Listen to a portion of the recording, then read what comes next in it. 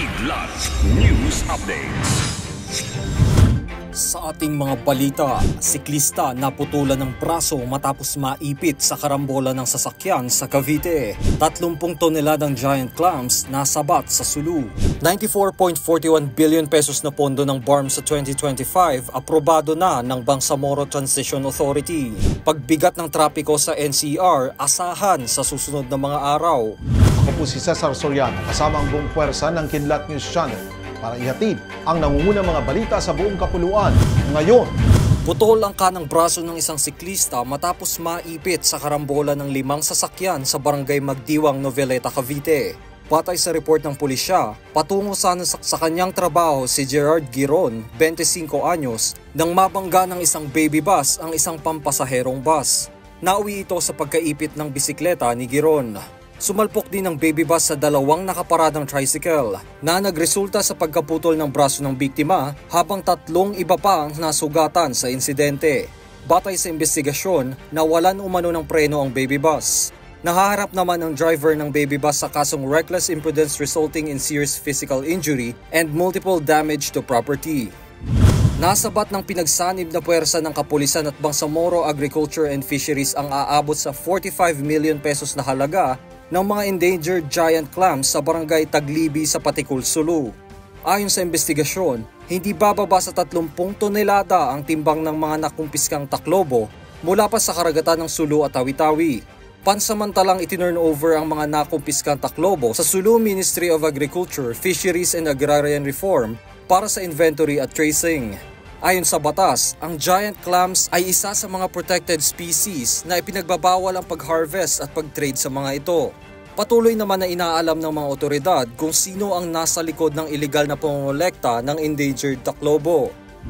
Inaprobahan na kahapon sa 3rd and final reading ng Bangsamoro Transition Authority o BTA Parliament ang Bill No. 341 o ang 2025 Bangsamoro Expenditure Program na nagkakahalaga ng 94.41 billion pesos.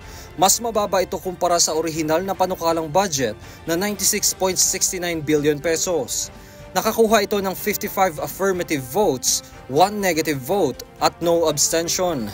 Ang nasabing pondo ay ilalaan para sa mga proyekto, programa at aktibidad na pangunahing makakatulong sa mga ministries, ahensya at opisina sa loob ng Bangsamoro Region.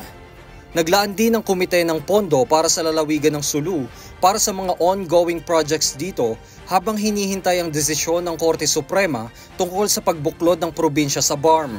Binigyan din naman ng BTA ang paglalaan ng karamihang pondo para sa edukasyon, infrastruktura, healthcare services at social welfare programs. Samantala, inaasahan namang maiaakyat ang aprobadong pondo sa special plenary session ng BARM sa susunod na mga araw para sa pagsasapinal nito.